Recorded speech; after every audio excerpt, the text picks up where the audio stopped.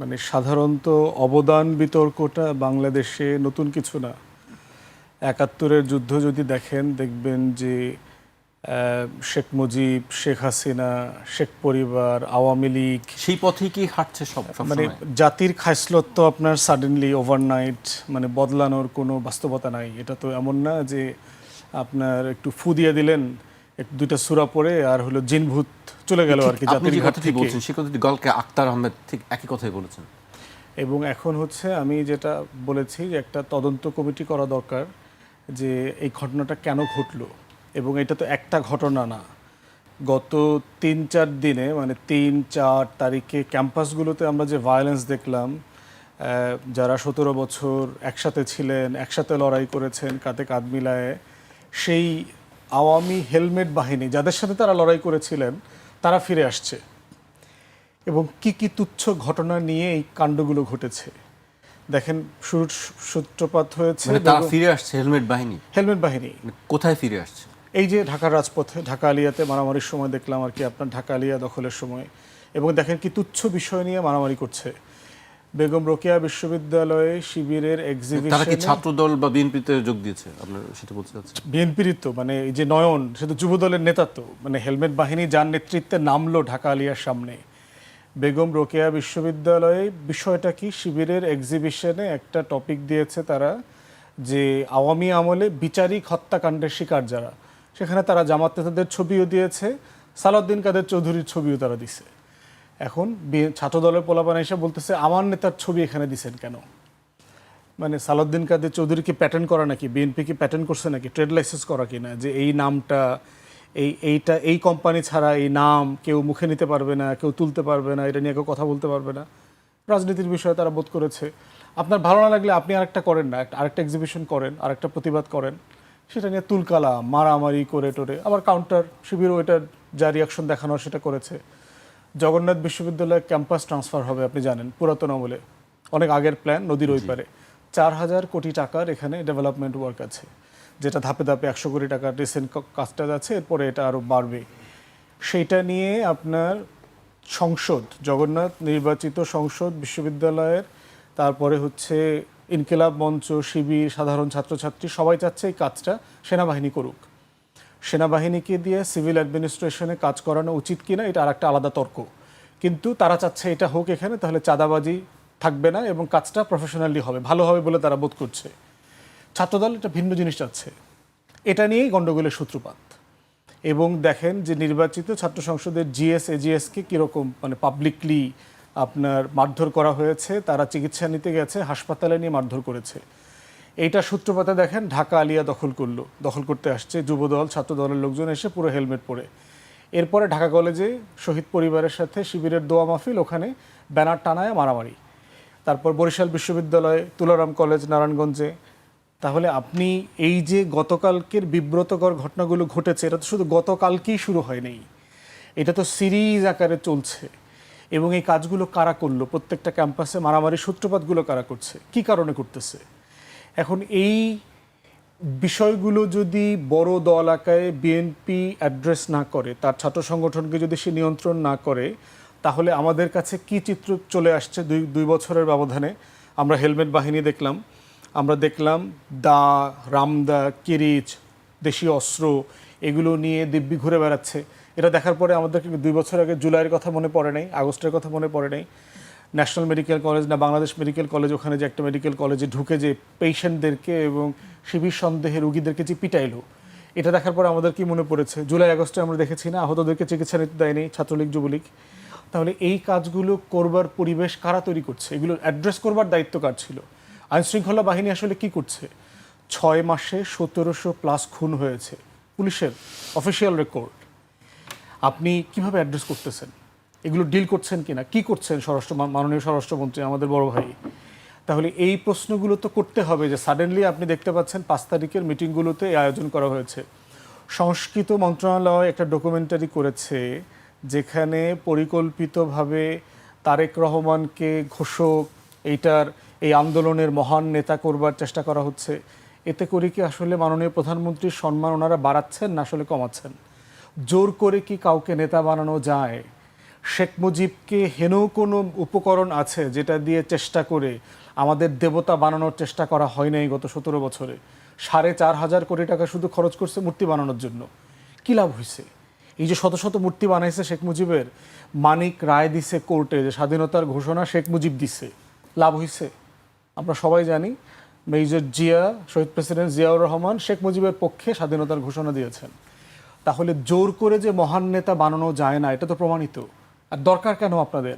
তাহলে এক দফার ঘোষণা কে দিলেন? আমরা মাহিন সরকারের ফেসবুকে লিখছি, তিনি বলছেন যে নাহিদ ইসলাম মৃত্যু পরোয়ানায় সই করেই সে এক দফার ঘোষণা দিয়েছেন। হাবিব ভাই বললেন যে তারেক রহমান এক দফার ঘোষণা দিয়েছেন। দেখেন মানে বিএনপির, আমি এটা বারবার বলতেছি, শেখ মুজিব এবং শেখ পরিবারের, আওয়ামী লীগের একটা হীনমন্যতা আছে মুক্তিযুদ্ধ নিয়ে। যদিও মুক্তিযুদ্ধটা শেখ মুজিবকে সামনে রেখে হয়েছে, শেখ মুজিবকে নেতা মেনে হয়েছে, অস্থায়ী সরকার শেখ মুজিবকে প্রেসিডেন্ট ঘোষণা করেছে, শেখ মুজিবের নামে মুজিবনগর সরকার পরিচালিত হয়েছে, তিনি এসেই আবার শপথ ছাড়া দায়িত্বও নিয়েছেন দেশে ফিরে, সবগুলো শেখ মুজিবের নামে হয়েছে সত্য। কিন্তু শেখ মুজিব, তাজউদ্দিন আহমেদের ডায়েরি যদি পড়েন, তার মেয়ের লেখা যদি পড়েন, নেতা পিতা, সেখানে দেখবেন নেতা ও পিতা, যে তাজউদ্দিন আহমেদ বহুবার বলছে যে মুজিব ভাই একদিন মুজিবনগরে চলেন, মেহেরপুরের বৈদ্যনাথ তলায়, যে আমরা আসলে যুদ্ধটা কিভাবে সংগঠিত করেছি, ওই পার থেকে কিভাবে গোপনে এসে এই পারে স্বাধীনতার ঘোষণা দিয়ে অপারেশন করে আবার ওই পারে চলে গেছি। বারবার এই কথাটা বলেছেন। আমি মুক্তিযুদ্ধের গল্পটা আপনাকে বলতে চাই, কিন্তু শেখ মুজিব কখনো এই গল্পটা শুনতে চান নাই। বারবার বলেছে এগুলো আমি জানি টানি, আমি সব পড়ছি, আমি এগুলো সব জানি টানি এইসব। কারণ শেখ মুজিবের ভিতরে একটা হীনমন্যতা কাজ করছে, আমি গ্রেট লিডার, আমি এত মহান নেতা, এত বড় নেতা, আমাকে ছাড়া দেশ স্বাধীন করে ফেলাইলো, আমি দেশে ছিলাম না, এটা কিভাবে সম্ভব? গত 17 বছরের ফ্যাসিবাদ বিরোধী আন্দোলনে বিএনপি সবচেয়ে বেশি ত্যাগ করেছে।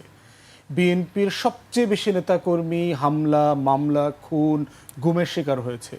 বিএনপি সবচেয়ে বেশি বড় দল আকারে রাজনৈতিক নিপীড়নের শিকার হয়েছে।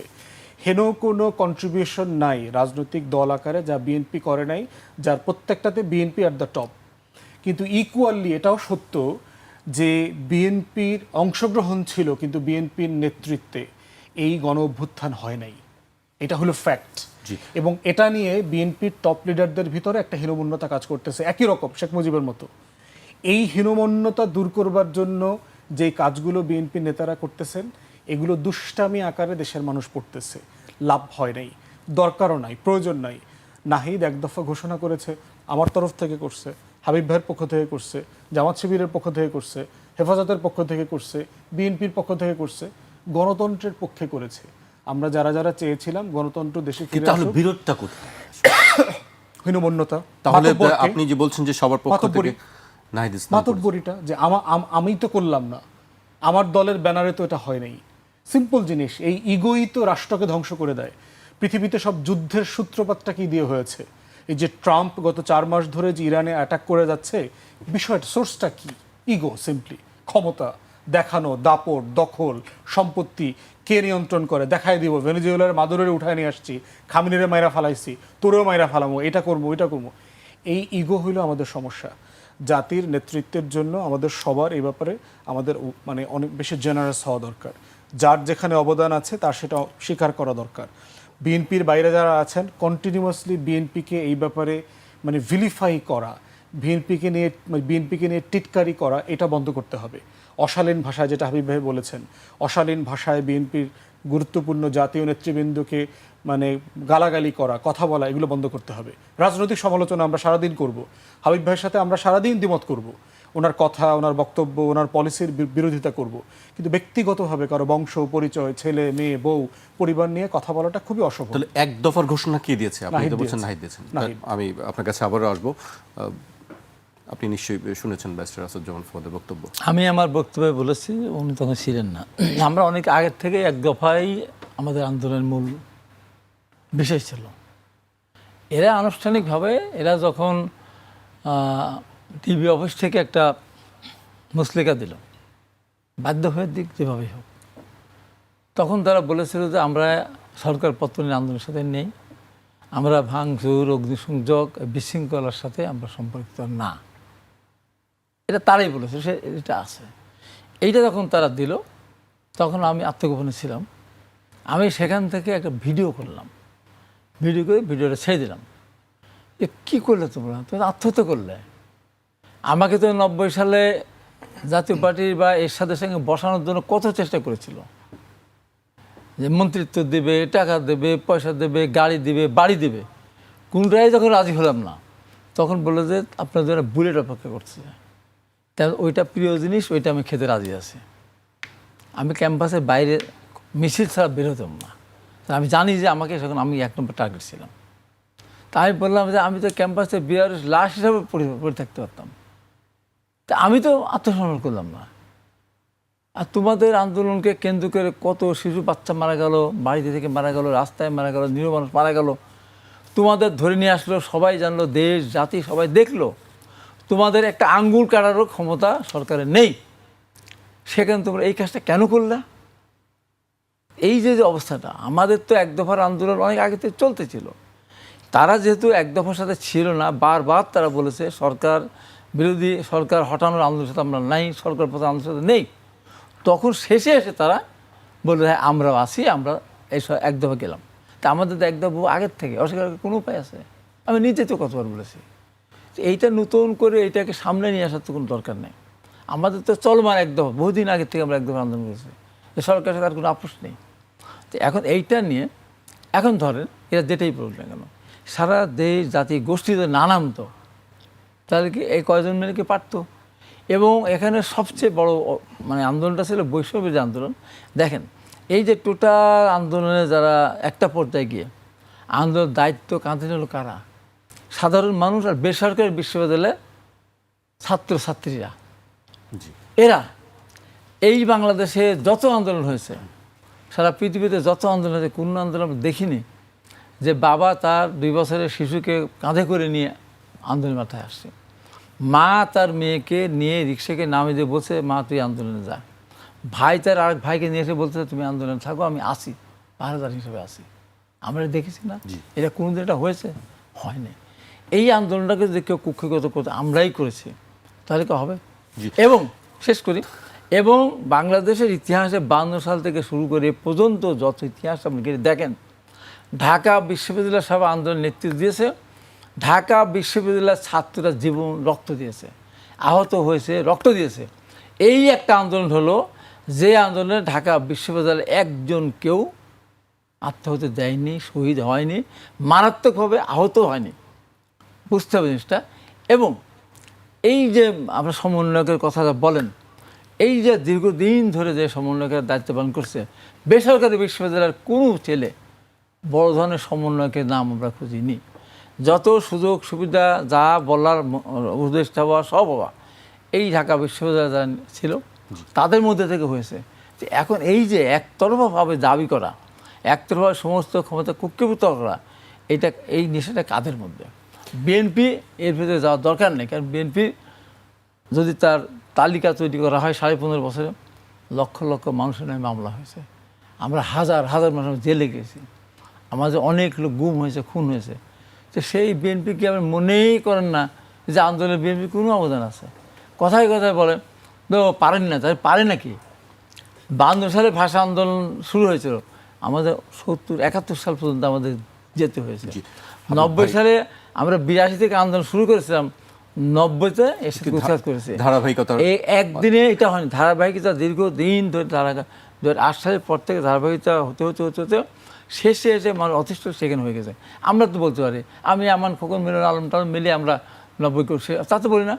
শুরু হয়েছে সেই 15 ফেব্রুয়ারি থেকে দীপালি শাহ, জাফর, জয়নাল, এদের রক্তদানের মধ্যে দিয়ে ধাপে ধাপে সেলিম, রাহুল একটা মিলন। এই জিনিসটা সবাইকে স্বীকার করতে। হাসান হাবিবকে জুলাই যোদ্ধা নন দাবি করে তার নাম সরকারি গেজেট থেকে বাদ দেওয়ার দাবি জানিয়েছেন উপজেলা বিএনপি সভাপতি এনামুল হক। তার দাবি, জুলাই আন্দোলনে আহসান হাবিবের ভূমিকা নিয়ে প্রশ্ন রয়েছে। তার পরিবার আওয়ামী লীগ সরকারের কাছ থেকে আর্থিক সহায়তা নিয়েছিল।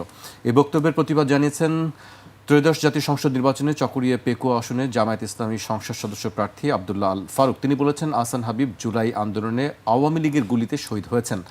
আন্দোলনের শুরু থেকেই তিনি এতে সম্পৃক্ত ছিলেন। সিরিয়াস একটি ইস্যু যে জুলাই যোদ্ধা কে আর জুলাই যোদ্ধা কে নন, গেজেট থেকে নাম বাদ দেওয়ারও দাবি তুলেছেন বিএনপির একজন নেতা, স্থানীয় নেতা।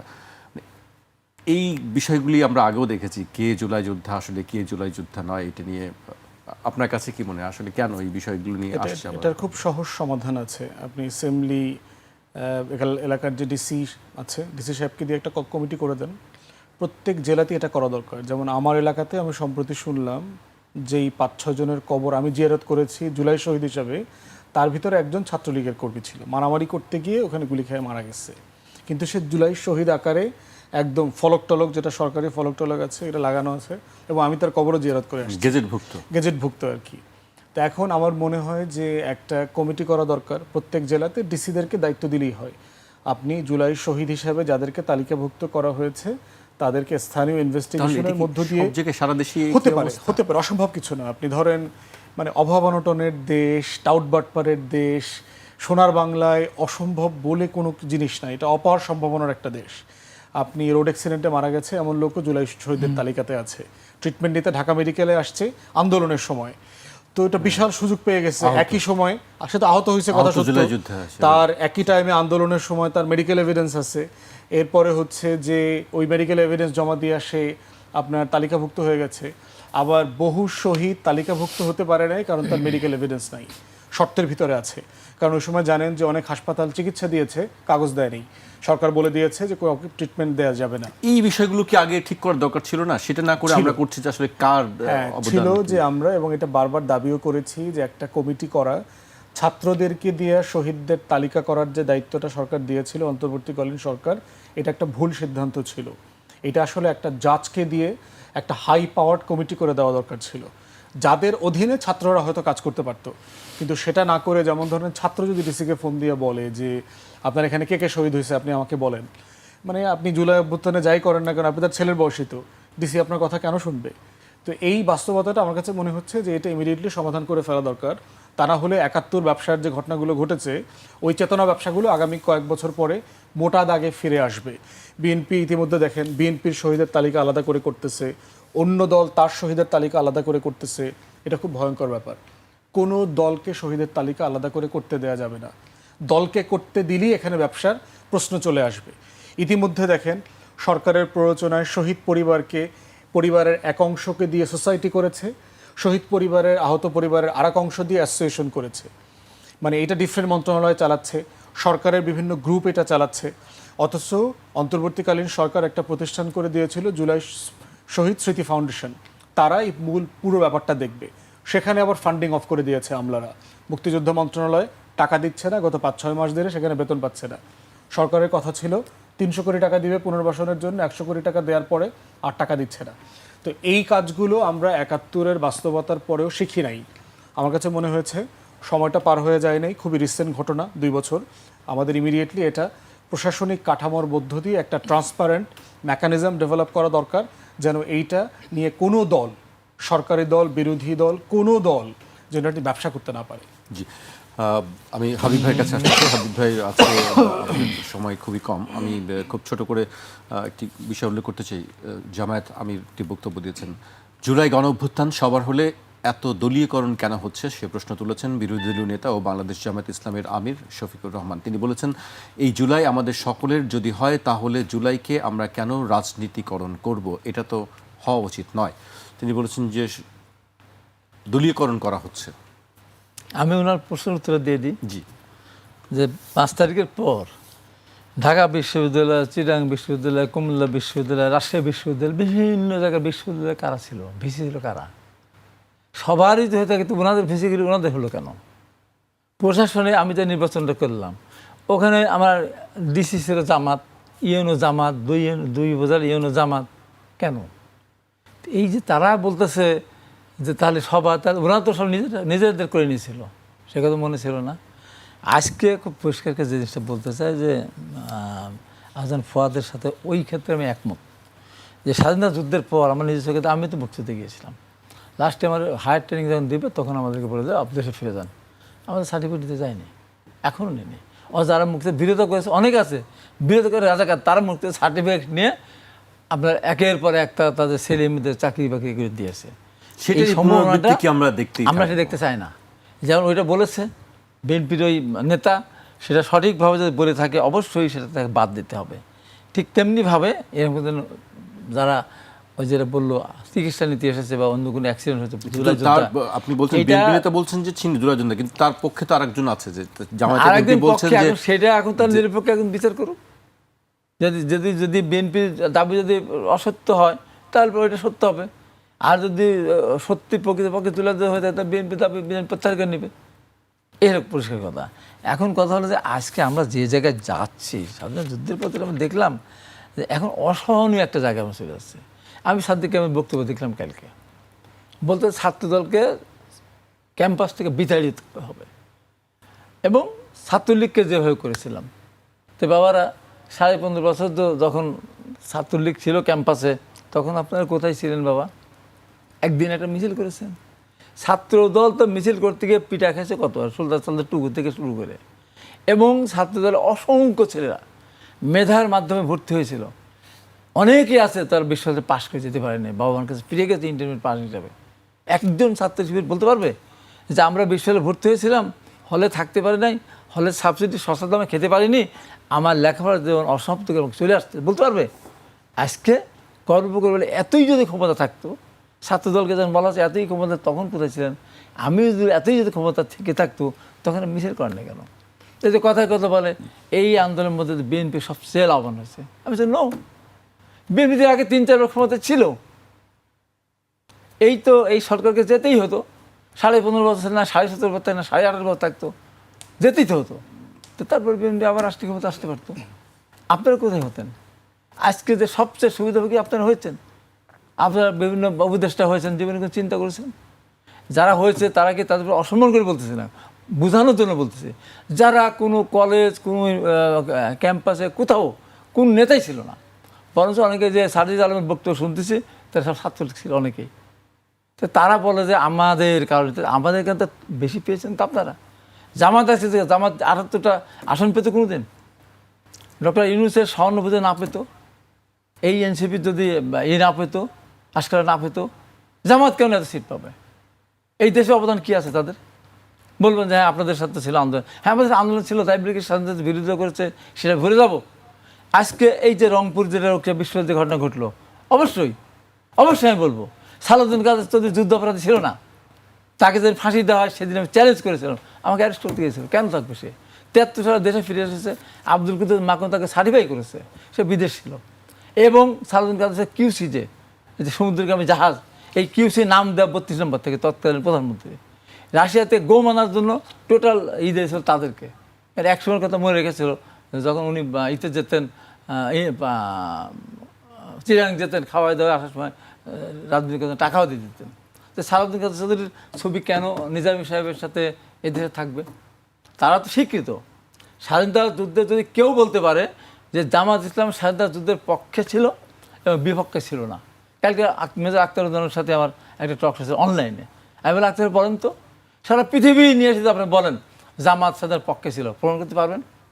আর কোনো কিছু ছাড়া আমি বলো জামাত স্বাধীনতার বিরুদ্ধে ছিল। কীভাবে? যারা আলবদর সৃষ্টি করেছিল, রাজাকার সৃষ্টি করেছিল, শান্তি কমিটি সৃষ্টি করেছিল, এবং 54 বছর তারা একদিনও তারা সবার স্মৃতির সাথে যায়নি। এইবার গিয়েছিল তার বিরোধী দল। তাই যে 21শে ফেব্রুয়ারি বা যে 21শে ফেব্রুয়ারির মধ্যে যে শহীদ মিনারের গর্ভে জন্ম হয়েছে, বাংলাদেশে জন্ম হয়েছে, সেখানে কোনোদিন জানি তারা। এইবার তারা গিয়েছিল, যখন সাংবাদিক জিজ্ঞাসা করেছে যে আপনি কি শহীদদের প্রতি শ্রদ্ধা নিবেদন করতে এসেছেন, উনি বলেছেন না, এখন রাষ্ট্রীয় শিষ্টাচার কালচার, আমাকে রাষ্ট্রীয় বিরোধী নেতা। তো তারা যদি এখন এতগুলি আসন পাওয়ার পর উল্টা যদি আবার তারা ক্লেম করে যে তাদেরকে হারিয়ে দেওয়া হয়েছে, বিএনপি ভোট চুরি করেছে, বিএনপি ভোট পাবেই। আমি যখন চ্যালেঞ্জ করে বলতে পারি আমার এখন ভোট রাতের বেলা সিল মারা হয়েছে, আমি একদম প্রমাণ করে দেবো। তো এই যে অবস্থাতে এখন এই কথা 7 দিন 6 মাস হলোই না, আপনি টাইম দিয়ে দিচ্ছেন যে এই কদিনের ভিতরে আপনাকে চলে যেতে হবে ক্ষমতা। ঠিক আছে, চলে যাবো বিএনপি, আপনি আসবেন ক্ষমতায়, আপনি আসলে কীভাবে চালাবেন? আপনাদের কীভাবে চালান? আজকে অনর্থক যে কথাগুলো বলছে, গ্যাস 15.5 বছর আওয়ামী লীগ গ্যাস উত্তোলন করেনি। এখন কি এমন জিনিস যে বাজারে গেলাম, ওই দোকান থেকে মিষ্টি কিনে চলে আসলাম, একটা গ্যাস উত্তোলন করতে হবে, তার তো একটা সময় দরকার আছে। আপনি যদি ক্ষমতা আসতেন, তাদের উদ্দেশ্য বলতেছে, তার ইরানকে আক্রান্ত হতো না? না, বাংলাদেশে জামাত ইসলাম ক্ষমতা এসেছে, এই ট্রাম্প বলবে না ইরানকে আক্রমণ করতে যাওয়া যাবে না, তার কারণে তেলে সংকট হলে আমরা জামাত ইসলামের ক্ষতি হবে, এমনকি কোনো কথা। এই যে দেশ মতো কথাবার্তা, দেশ মতো ভাষা, আমি বলছি এই ভাষা পরিহার করতে হবে। ম্যাডাম যে মারা গেছেন, শহীদ রাষ্ট্রপতি জিয়া রহমানকে নিয়ে কথা বলে, আরে পর কী বলে যে খুনি স্বৈরাচার জিয়াউর রহমান, ম্যাডামকে বলে তুমি টাকা আত্মসাৎকারী বেগম খালেদা জিয়া, তারেক রহমান করলে খুনি চোর, কী সব স্লোগান দেয়। এখান থেকে সরে আসতে হবে যদি মনে করে থাকে, যদি মনে করে থাকে যে আওয়ামী লীগকে সাথে করে নিয়ে অস্থিরতা সৃষ্টি করে তারা ক্ষমতায় যাবে, সেটা কিন্তু হবে না। বরঞ্চ কী হবে, আজকে আমরা একটা সময় দেখেছি এই যে দীর্ঘদিন যখন এরা ক্ষমতা ছিল, এর সাথে বিভিন্ন মুক্তিযুদ্ধকে দাবি করতো না। আওয়ামী লীগ যখন ক্ষমতা আসে তখন সবাই মুক্তিযুদ্ধ দাবি করেছে, তাই এখন আওয়ামী লীগ মুক্তিযুদ্ধের পক্ষে শক্তি। এখন আজকে সবাই আমরা জুলাই যোদ্ধা হওয়ার জন্য আমরা নিজেরা না হয়েও জুলাই যুদ্ধ পরিস্থিতি যাচ্ছে। কোনো কারণে, আল্লাহ না করুক, এটা আমরা চাই না, কোনো কারণে যদি আমাদের এই ভুল বুঝাবুঝি, আমাদের এই সমস্ত অসমান আচরণ, এই সমস্ত কারণে যদি কোনো অঘটন ঘটে, সেদিন জুলাই যোদ্ধা বলে কেউ আর স্বীকার করুন আমি জুলাই যুদ্ধে ছিলাম, ওই পরিণতির দিকে আমরা যেতে চাই না। এখনো মনে করি আসুন সবাই মিলে আমরা সামনে একটা সুন্দর দেশ গড়ি, ভুল ভ্রান্তি যা হচ্ছে সব আমরা পরিত্যাগ করি। জি, আমি একেবারে শেষ পর্যায়ে চলে এসেছি। আমি ফত ভাইকে দিয়ে শুরু করতে চাই। ছাত্রদল শিবিরের মধ্যেই হঠাৎ করে সংঘর্ষ কেন, মুখোমুখি অবস্থান নিতে হলো কেন? একেবারে শেষ পর্যায়ে চলে এসেছেন। মানে ওইটা তো ক্যাম্পাস টু ক্যাম্পাস আলাদা আলাদা রিজন। বেগম রোকেয়াতে একটা কারণে হয়েছে, জগন্নাথ বিশ্ববিদ্যালয়ে অন্য কারণে হয়েছে, বাট মোটা দাগে হচ্ছে যে বাংলাদেশের ছাত্র রাজনীতি তো সহিংসতা মুক্ত না, ক্যাম্পাস দখলের রাজনীতি আছে, কার নেতৃত্বে আছে, ক্ষমতার বড়াইটা দেখানো, ক্ষমতা দেখায়, ভোট দেখায়, ফার্স্ট ইয়ার সেকেন্ড ইয়ারে ইয়াং ছেলে মেয়েদেরকে রিক্রুট করা, এই যে কাঠামোগত আপনার রাজনীতির কালচার ক্যাম্পাসগুলোতে বিরাজ করছে। তো এই জন্য আমি বরাবরই বলেছি যে ক্যাম্পাসকে সকল ধরনের রাজনীতি মুক্ত করতে হবে।